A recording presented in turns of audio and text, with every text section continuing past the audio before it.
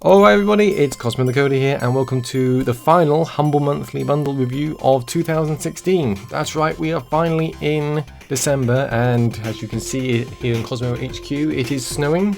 Don't worry, I'm sure it's not going to build up too much, hopefully. Anyway, final Humble Monthly of this year, guys. What's in it? Well, let's have a little look and see, shall we? If this works, there we go. First up then, 8 games, and our first is the Escapists, the Supermax edition. Now, oh no, this is not going to work, is it? Let me move this over down here and see how this works. No, hang on, there you go.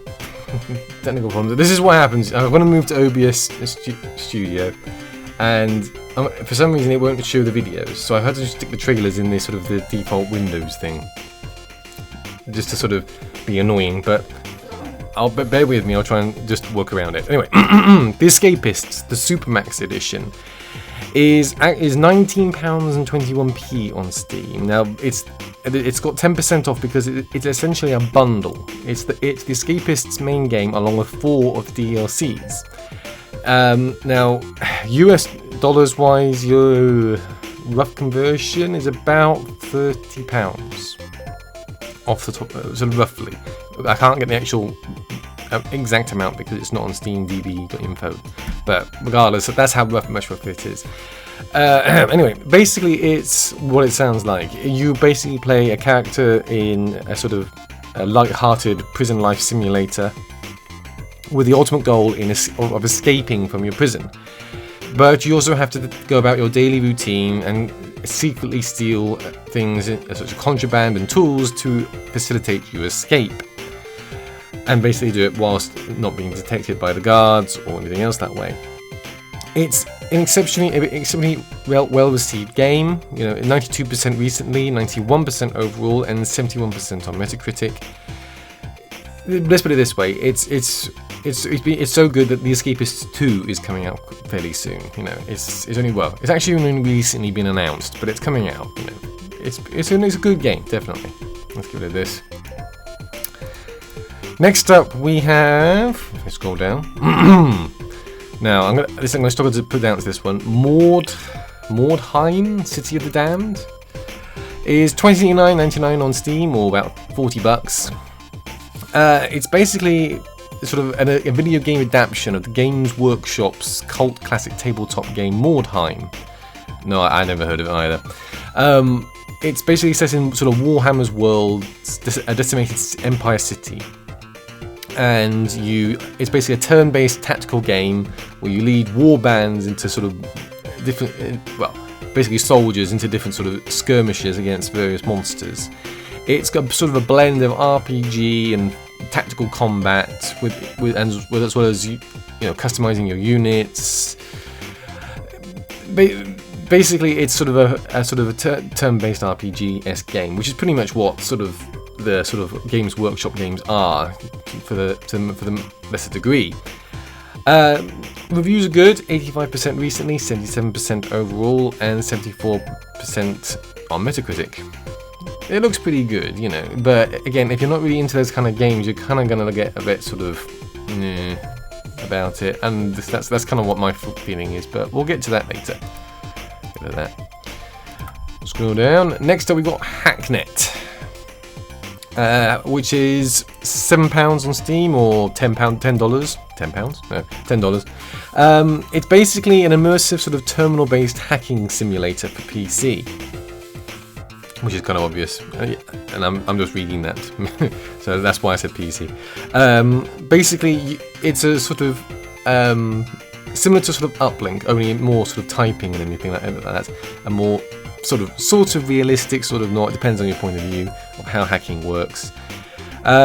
Basically, you're you, and you're being asked to help a certain individual try to find out what actually happened to him. He's a recently deceased hacker, but you've got to try and find out the truth behind his death, and whether or not it's actually what people believe it to be, which may or may not be the truth. Good reviews: 98% recently, 93% overall. 82% on Metacritic. There is an expansion coming out soon. You're not going to get it for free, unfortunately, but it is a fairly good game. I actually own it already, but I meant to play it before now. Unfortunately, I never got round to it. But maybe one day I will actually play it and see how close to real life it actually is. Next up, we have a game called Western Press. Now, I was a bit confused about what on earth Western Press was actually about, but it turns out that it's, it's based on a true story. It's basically a sort of game where you have to push buttons in a certain combination, and you sort of it's sort of a Western dueling game where you basically have to push a combination of 10 buttons or directions in the right order in order to take on your opponent. You can play it multiplayer or with bots, and you basically complete in a tournament of 1 versus 1 sprints where you press a random string of buttons. So it's kind of like a lot of quick time events, if you want to sort of bring it down to its basic level. So imagine just doing a variety of different quick time events all in one go, and then you've got this game. Not that expensive, really. £4 on Steam or $5. The reviews are relatively okay, 87%, but it's a fairly simplistic sort of game where you just got to be able to read what's on the side of your screen and then push it in the right order. Really, not much more to say about that.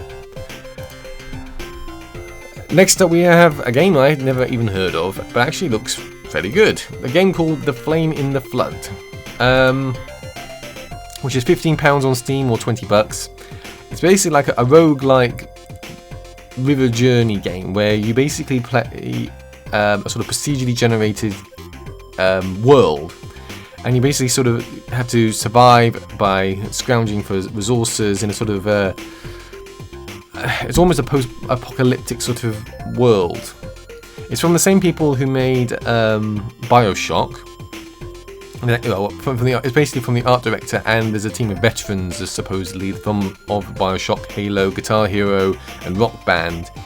And essentially, you just travel by foot down and by building a raft down this sort of river, and you scrounge for resources, craft tools, make medicines, evade the dangerous wildlife, and try and stay ahead of all the rains that are coming. So it's sort of a survival-esque sandbox game. That's my alarm. Good reviews. 87% recently, 83% overall, and 73% on Metacritic. It does actually look fairly good, considering I've never actually heard of it before, but, you know, that's kind of the good thing about Humble Monthly. In some ways, it actually shows you games that you've never actually seen before. So next up we have got Dragon's Dogma Dark Arisen, which is £24 on Steam or $30. It's basically a sort of RPG set in a huge open world where you play as a character that you can customize and build, but also have 3 AI companions that are known as pawns, and these people fight independently and demonstrate powers and abilities that have developed on traits that you learn from you as you play. It's basically a huge sort of RPG game that's quite well received actually. So 94% recently, 90% overall, and 81% on Metacritic. It's another sort of epic looking RPG, and it has all this DLC that was included because it was actually released on console first, and then it's been released on PC. So it's kind of like it's kind of a sort of a second thought to PC, but not the end of the world in terms of things like that. Pretty good game. Look at things. So yeah. Right, now we have into the last two. We got a game called Minion Masters, which is a Humble Monthly debut. I'll play the trailer here. It basically looks like I don't really want to say it, but it kind of looks like the Clash of Titans or whatever it is. On the sort of the adverts you'll see for it, where you sort of have 2 bases, one on each side, and you have to sort of build units to try and take on the other's units and eventually kill the sort of boss, or the sort of kill you basically. it's fairly recently. It's only just been released. It's actually 20% off currently. So it's $11.99 on Steam and or $16 on Steam. It is also early access. I haven't actually written that down in the actual thing there, but it's still in early access. Review-wise, at the moment, it's only got 50% overall because it's only got about 2 different reviews. But there's one thing that is sort of, I suppose, you need to be wary of is the fact that it's got sort of a premium edition, and they're going to continue to charge for things in game. So it's kind of a thing that's being developed like a mobile game, and that you have to do purchases in the game. So be aware of that. Finally, we have the Humble Original, which I'm going to go on a limb and say this is Yojimbo? I don't know. Basically, it's from the same people who made Broforce and what's it called? I've forgotten what it's called now. Oh, yes, Genital Jousting. That's it. There you go. Sorry, I'll just minimize that. It's basically a sort of one-on-one sort of, well, not one-on-one, a sort of one-on-many fighting game, similar to how sort of Broforce works in terms of team-based combat. But rather than fighting sort of loads of enemies, you're fighting each other. You're basically samurai, wielding various swords and taking on each other, trying to defeat all your other players in sort of merciless combat. Rather bloody combat too. It looks pretty cool, and I have to say the people who made Broforce, I certainly know what they're doing. I haven't actually played Genital Jousting. It's kind of skipped my collection somehow. I don't know how that happened, but it looks pretty cool in terms of graphics and gameplay. It's a nice little pixel sort of fighting game, but whether or not it's just local multiplayer, because it does mention it's local multiplayer, but hopefully that's not just the case in terms of it being permanently local multiplayer, because that wouldn't be so great, because unless you've got lots of friends around to play it, you're not going to have much fun with it.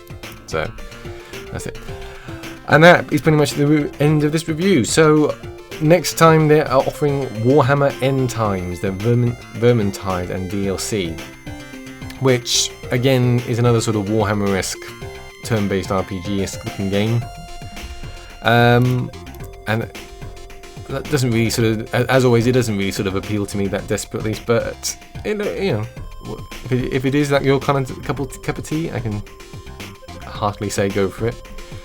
As always, we're supporting charity, which is always good. Save the Children this month, which is always a very worthwhile charity. Just a little plug there for it. So, what do we think about this bundle? Okay, I'll level with you guys. I don't like it. I don't like this bundle at all. The only thing that really sort of saves it for me is the Escapists, and admittedly, the Flame and the Flood looks pretty cool. And if I was really into sort of sandboxy-esque games, I probably would sort of go and play it right now. Although I'm kind of in the middle. Well, not in the middle. I've only just started Watch Dogs 2. But that's kind of the thing. So overall, I'm not impressed, really. I mean, Hacknet is quite good. I have heard good things about Hacknet. I've never got around to actually playing it, so now I've got an extra copy of it, but that's just the situation. The rest of it, I don't know. I mean, I know Escapists is good. I've heard great things about the Escapist. It's sort of like Prison Architect, but in reverse. Mordheim does not appeal to me in the slightest, I have to say. You know, Western press, you know, most people can't stand quick time events as it is, so being sort of plunged into a game full of them seems a bit dumb. Dragon's Dogma, again, it sounds really cool, it sounds really good, it looks really good too, but I don't know if I'm, you know, I don't know if I'm really into it. Minion Masters doesn't appeal to me at all, and this, I mean, it's not a terrible bundle, if that fits. The games look good, and money-wise, it's always a good deal. But I have to put it with the sort of the weaker bundles. There's no sort of standout games that make you sort of say, "Wow, I really want it." I mean, Escapist is good, and yes, you get all the DLCs. I'm kind of conflicted. I'm kind of in the middle. It's kind of good, but it's not good, if that makes sense. Which is why I think, in fairness, I will give it a 5 out of 10. You know, it's not a terrible bundle. It's not it's not an awful bundle, but it's not a great bundle either. And you know, that's pretty much all I can say. You know, it is what it is. It is as much as it's okay, but it's not brilliant. Yeah, I've said that before. Okay, alright. Now, I'm also going to do one final review, so I'll get rid of that. In terms of Humble Monthly over the last year. Now, I subscribed to Humble Monthly from the start, and it has been going for over a year. Now, I was going to sort of do a separate video for this, but overall, all that video would be was me just going over the past few months, over the last sort of year's worth of stuff, and sort of saying what was good and what was bad. The long and the short of this is this: Humble Monthly is $12 or $11, depending on how you pay. You know, if you pay in advance for a year, it's like $10 or $11, and it only costs so much money for what it is. But the problem with it is that you can't tell what you're gonna get. Now, in some ways, that's good. It's sort of a mystery sort of thing. But at the same time, although you're gonna get games that haven't been in bundles before, there's no guarantee that you're gonna enjoy playing them. Now, cost-wise, the bundles have been excellent. You know, there's plenty of games in the bundle that cost enough money to sort of qualify for being a good bundle. Game-wise, there's been some pretty good games in the bundles too. There's also been some pretty crap games in the bundles too, in terms of what I would want to play and all. And you know, that's the kind of thing. It's because the bundles are sort of diverse. They sort of change. They have different genres in. It appeals. What appeals to me might not appeal to you. So it's kind of good that there's a sort of a mix, and it sort of works and it doesn't work, and it sort of works some months and some months it doesn't work. You know, you might be looking at this bundle and say, wow, these are fantastic games, and that's fair enough. That's pretty good. That's a pretty good way of doing it. I've always sort of said that Humble Monthly is like Loot Crate, but without knowing what the sort of theme is. And you know, and the thing about Loot Crate is you know roughly what the theme is. You know roughly that you're going to get a T-shirt and other things like that, and you can sort of say fairly cleanly that you're going to get, you know, a sort of a certain type of game in Humble Monthly and everything. I mean, if you look at Humble Monthly, you usually get a 2D sort of action game, which you do in Humble. In this case, in the Humble Original, and you get the odd sort of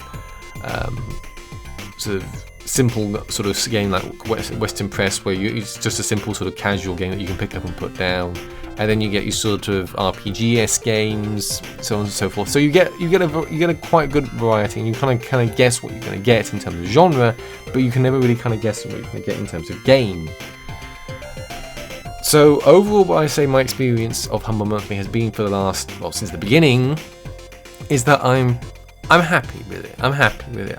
I'm not ecstatic with it, you know, but then I wasn't exactly going into it expecting to get, you know, AAA games each and every month, because you're paying $12. I mean, come on. In reality, if you wanted real class games, you'd expect to pay 2-3 times that to get something far bigger than you actually get in this game bundles. So overall, from the beginning till now, I would say that Humble Monthly deserves a 7 out of 10. It's doing well. It's doing its best. This month is a bit of a disappointment, I have to say. I was expecting more from this month, especially with the run up to Christmas. But you know, you can't always get what you want, as always. And in general, I think it hasn't done too bad over the past year. There's room for improvement, sure, but it's done what it said on the tin. It's given us good games over the last month. My poor son seems to have a cough and a cold. Right. Oh, so anyway, as always, guys, thanks for watching. Like and subscribe for more videos. As you can see, Cosmo Hat is also in the Christmas sort of mood. This is of course the last Humble Monthly of this year. I shall return again in January, hopefully, if they continue doing this. As always, check out my other videos, comment and let me know what you think of this bundle. And hopefully now, up at the top should be 2 videos. One saying, this one on the left should be a video that YouTube thinks you should watch, and the one on the right should be my most recent upload, which is more than likely going to be some Watch Dogs 2 playthrough stuff. Thanks for watching, guys. Hope you have a great Christmas, and as always, I hope you have happy gaming.